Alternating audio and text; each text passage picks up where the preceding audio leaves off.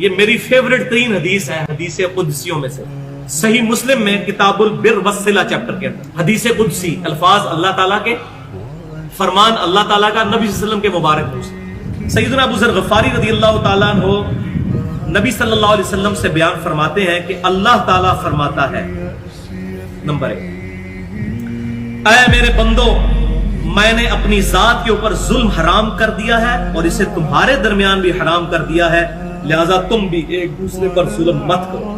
Number 2، اے میرے بندو، تم سب گمراہ ہو سوائے اس کے کہ جسے میں ہدایت دوں.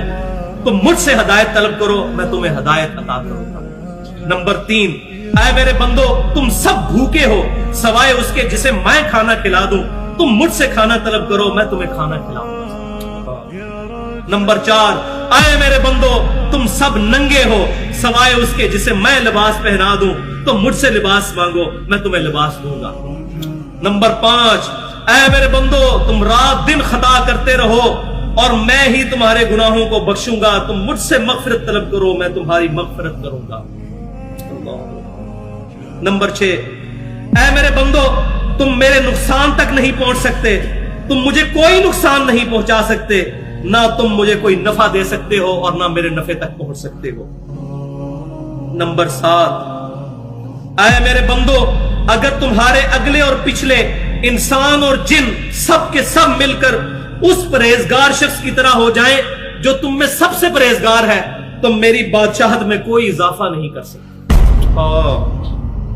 اے میرے بندو، نمبر 8، اے میرے بندو، اگر تم اگلے پچھلے انسان اور جن سب کے سب اس گناہگار شخص کی طرح ہو جائیں جو تم میں سب سے زیادہ گناہگار ہے، میری بادشاہت میں کمی نہیں کر سکتے. اللہ کو کوئی نہیں، اللہ الصمد، اللہ بے نیاز ہے.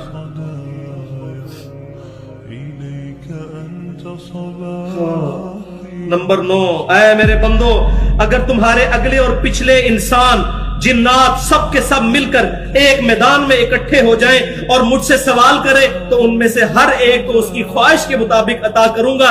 میرے خزانے میں اتنی کمی بھی نہیں آئے گی جتنی ایک سوئی کو سمندر میں داخل کرنے سے.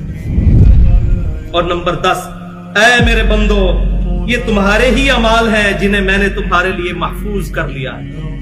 کتنا قدردان ہے اللہ، ہمارے اعمال محفوظ کرتا ہے، قیامت والے دن جزا دے گا. اے میرے بندو، یہ تمہارے ہی اعمال ہیں. دیکھیں کتنا قدر شناس ہے. اور بندے کو کیا کہنا چاہیے؟ اللہ تیرا فضل ہے.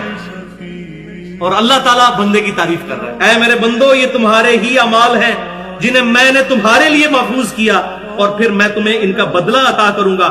لہذا جو شخص بہتری پائے وہ اللہ کی حمد کرے.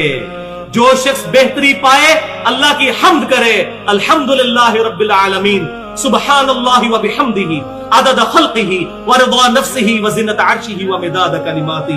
جو کوئی بھلائی پائے، کوئی اس کو اچھائی پہنچے، کوئی نفع ملے تو میری حمد کرے.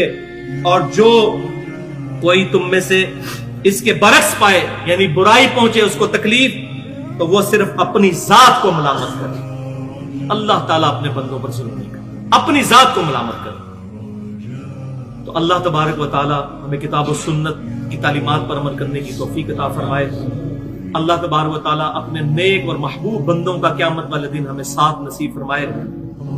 اللہ تبارک و تعالیٰ ہمیں مدینہ شریف میں شہادت کی موت، جنت البقیع میں مدفن اور جنت الفردوس میں اپنے محبوب صلی اللہ علیہ وسلم کا پڑوس نصیب فرمائے. جو حق بات میں نے کہی ہمارے دلوں میں راسخ فرمائے. اگر میرے منہ سے کوئی غلط بات نکل گئی تو ہمارے دلوں سے معاف کر دے.